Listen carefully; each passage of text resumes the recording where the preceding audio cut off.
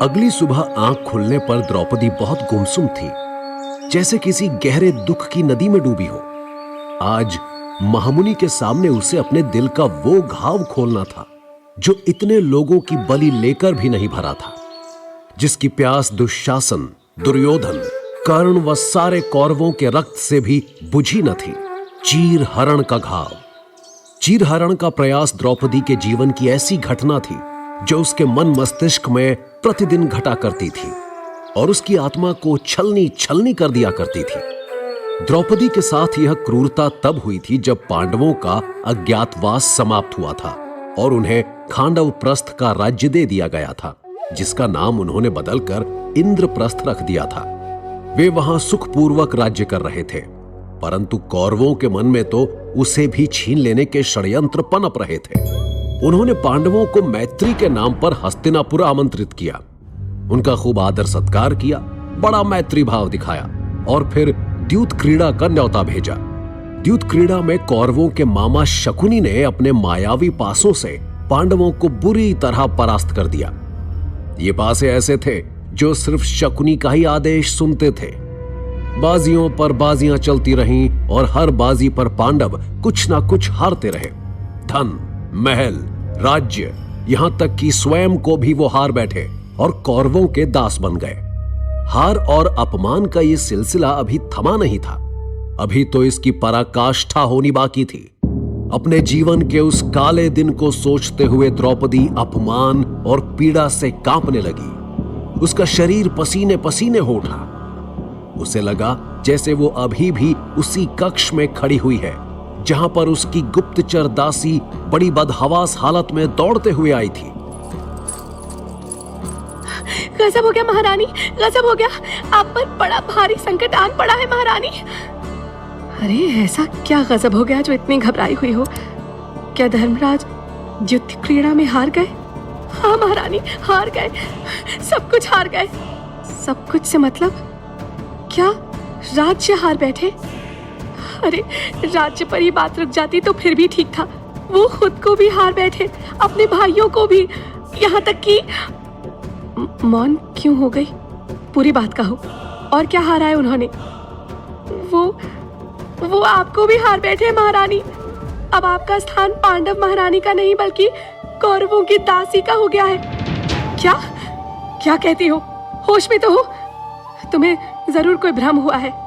काश ऐसा होता महारानी, मगर ये भ्रम नहीं, वास्तविकता है।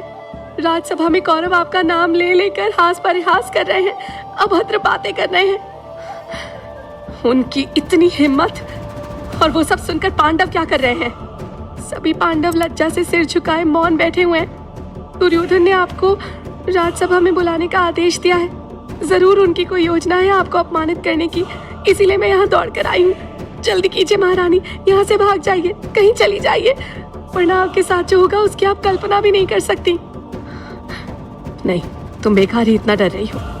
राज्यसभा में भीष्म पितामह, गुरु द्रोणाचार्य, विदुर, धृतराष्ट्र, सभी वरिष्ठ जन मौजूद हैं। उनकी उपस्थिति में किसमें साहस होगा जो कुरुवंश की पुत्र वधू का अपमान करेगा? द्रौपदी उस अनिष्ट की कल्पना भी नहीं कर पा रही थी जो उसके साथ सच में घटित होने वाला था। गुप्तचर दासी उसे समझाती रही, परंतु अति आत्मविश्वासी द्रौपदी वहां से जाने को तैयार ना हुई। तभी उसके कक्ष में कौरवों के कुछ सैनिक घुस आए, वो भी बिना आज्ञा के। क्या तुम अपनी मर्यादाएं भूल चुके हो सैनिक? बिना मेरी आज्ञा के मेरे कक्ष में कैसे आए? हमें किसी दासी से आज्ञा लेने की जरूरत नहीं। हमारे स्वामी दुर्योधन से यही आदेश मिला है कि आपको तुरंत राजसभा ले आएं। अब द्रौपदी को गुप्तचर की बातों पर थोड़ा थोड़ा विश्वास होने लगा। उसकी दासियों ने भी सैनिकों का विरोध किया। सैनिक वहां से रिक्त हाथ लौट गए। थोड़ी देर बाद वहां क्रोध से पैर पटकता हुआ दुशासन आया और द्रौपदी की बाह जबरन खींचते हुए चिल्लाने लगा। सुना नहीं तुमने? तुम्हें राजसभा में बुलाया गया है। तुम्हारा पति तुम्हें जुए में हार चुका है। अब तुम हमारी दासी हो। अब तुम्हें हमारी आज्ञा से ही चलना होगा। स्वयं को उससे छुड़ाने के प्रयास में द्रौपदी धरती पर गिर पड़ी। तब दुशासन द्रौपदी के केश पकड़कर उसे किसी बलि पशु की तरह घसीटते हुए राजसभा में ले गया और दुर्योधन के सामने पटक दिया। उसे देखकर सभी कौरवों के चेहरे पर कुटिल मुस्कान आ गई। दुर्योधन की आंखों में तो पाशविकता नाचने लगी। उनके लिए द्रौपदी कोई स्त्री न थी, बल्कि अपने शत्रु से प्रतिशोध लेने का माध्यम भर थी। ऐसा पहली बार नहीं हो रहा था। पुरुषों की लड़ाई में स्त्रियां हमेशा से प्रतिशोध लेने का माध्यम बनती आई थीं। रावण ने भी इसी भावना से सीता का हरण किया था, और इससे अधिक एक स्त्री का अपमान और क्या हो सकता था कि उसे भरी सभा में निर्वस्त्र कर दिया जाए। दुर्योधन के मन में ऐसी ही कोई योजना आकार लेने लगी थी। इधर द्रौपदी का अपमान हो रहा था, उधर भीष्म पितामह, द्रोणाचार्य, विदुर, धृतराष्ट्र जैसे मर्यादा पालक न्यायकर्ता सिर झुकाए बैठे थे। पांडव भी अपना शौर्य और साहस छोड़ दास बन बैठे थे। जिन लोगों को द्रौपदी पराक्रमी, धर्म व न्याय का पालन करने वाला समझती थी, उन्हें इस महाअन्याय के समय भी मौन देखना यह द्रौपदी के लिए किसी भी कल्पना से परे था।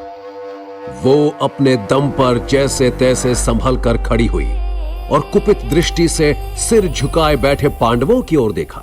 क्या यही वो पांडव है जिन्हें संसार में श्रेष्ठ योद्धा, वीर, पराक्रमी, स्त्रियों का आदर करने वाले, उनकी सम्मान की रक्षा करने वाले समझा जाता है? अरे अरे वीर अगर ऐसे होते हैं तो फिर कायर कैसे होते होंगे? फिर द्रौपदी ने भीष्म पितामह और द्रोणाचार्य की ओर क्रोध से देखते हुए कहा, और आप लोग तो खुद को बड़ा धर्म का पालन करने वाले कहते हैं। ये दुष्ट दुशासन आपकी आंखों के सामने आपकी कुलवधू के साथ ऐसा निंदनीय काम कर रहा है और आप सब चुप बैठे हैं। क्या यही है आपका विवेक, आपकी मर्यादा, आपका धर्म? अगर मेरी जगह आपकी अपनी पुत्री होती तब भी क्या यूं ही मौन धारण किए बैठे रहते? अरे धिक्कार है आप सभी को। फिर द्रौपदी ने चारों दिशाओं में घूमकर देखा और गर्जना करते हुए कहा, क्या इस पूरे कौरव वंश में ऐसा कोई नहीं जो इस समय मेरी रक्षा कर सके? अगर ऐसा कोई नहीं है तो मैं पांचाल नरेश की पुत्री पांचाली इस वंश को श्राप देती हूँ कि इसका जल्द ही समूल नाश होगा।